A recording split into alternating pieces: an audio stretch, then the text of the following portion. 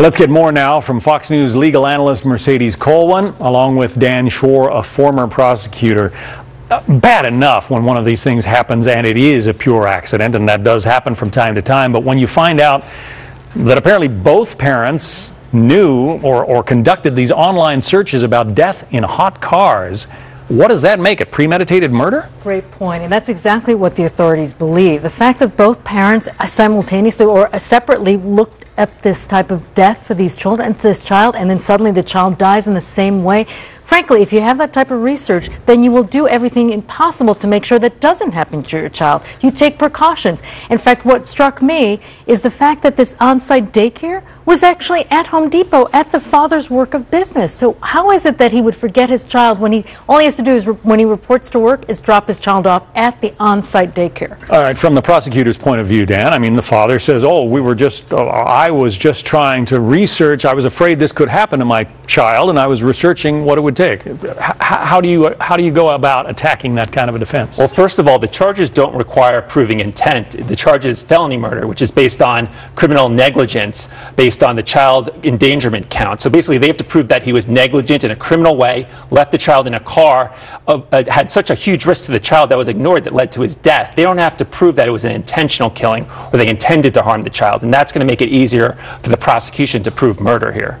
What about the mother, though, Mercedes? She apparently admits that she conducted the same kinds of online searches for, death in hot cars, but she has not been charged yet. Why not? Probably because in furtherance of a conspiracy, if she's going to be charged as a co-conspirator, she has to take some action in furtherance of the murder of the child, and they just haven't found that type of evidence. I mean, they did find the fact that there's research, but they didn't link the research to the death of the child yet. But it all depends on what happens. Now, there is the privilege between husband and wife. You can't have the husband then testify against the wife unless the prosecutor comes to them and says, look, we'll strike a deal with you.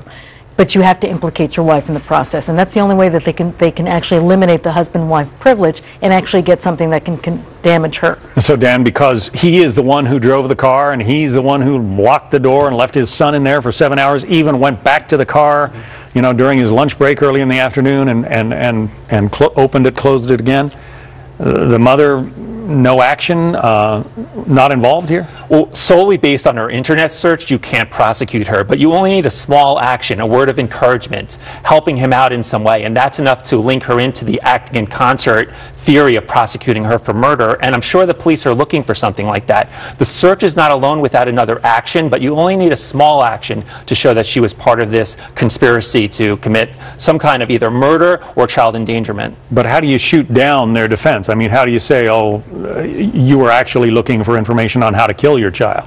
That's going to be so tough. And I also think jurors in general, they just don't want to believe that a parent is capable of killing their children. So they're going to be flooded with all this testimony from relatives, friends. They love their child, they adored their child, they could never have harmed their child, all of that.